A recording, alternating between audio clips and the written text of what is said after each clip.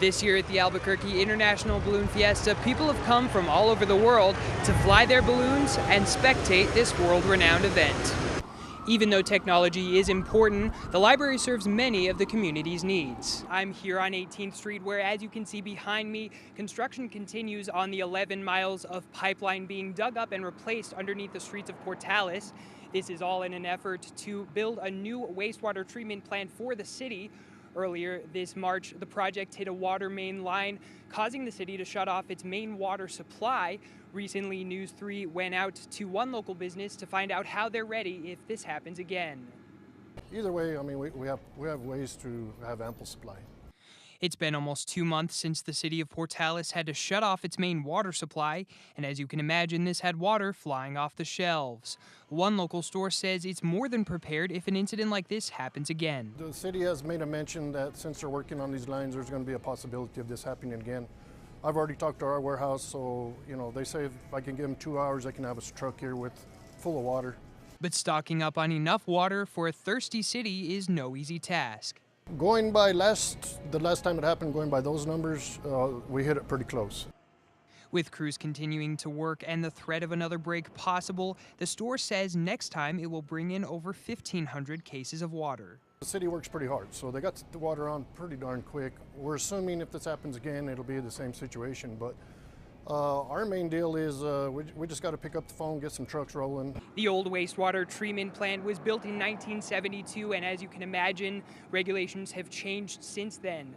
The project was bid at $16.4 million and is expected to wrap up construction in November. Reporting live, News 3 New Mexico, Zach Self. I'm here at Roosevelt General Hospital, where I was able to find out just how the hospital was able to remain open during this water outage. Tuesday afternoon, the city of Portales had to shut off the city's main water supply due to a water main break. This left many businesses closed and others forced to stay open. One of the things you need to realize is that every hospital in the state has emergency operations plans for any utility. We have operational plans in place that would supplement a water outage like this, and we had the opportunity to put them in place. So what exactly is the plan? We have two options. One is we contact Western Dairy Transport, and they bring over a sterilized tanker full of potable water. The hospital says that one tank of water would last about 8 to 10 hours. And if we do conservative kind of measures too, just ask people to spare water, you can cut back on utilization, make it last even longer. The hospital says that with an incident like this under its belt, it will only be better prepared for next time. Zach Self, News 3 New Mexico.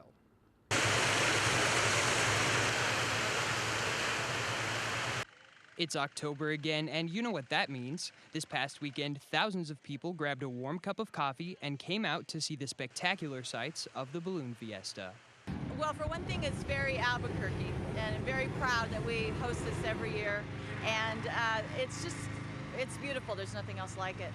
From 13 balloons in 1972 to over 700 balloons as of this year, the Fiesta is quite the sight to take in.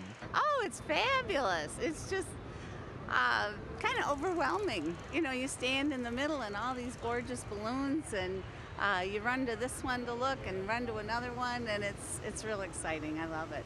I even caught a glimpse at some special shaped balloons, a flying cow, a giant battery, and a clock-shaped balloon named Tick Tock. With News 3 New Mexico, I'm Zach Self. We have all used one, and you may wonder where the money comes from. Recently, the Portales Public Library received over $30,000 in grant money. Well, it's incredibly important. We have to pride ourselves to live in a community of 12,000 people and have a computer lab of this size and this quality. And with these resources readily available, what is the primary use for the computers? Anything you can think of. Research, there will be jobs, resumes that they're working on, income taxes. By afternoon, the kiddos are in and they're working on their homework assignments. Burnett says the 32 computers were used over 32,000 times, but books were used just as much. With News 3 New Mexico, I'm Zach Self.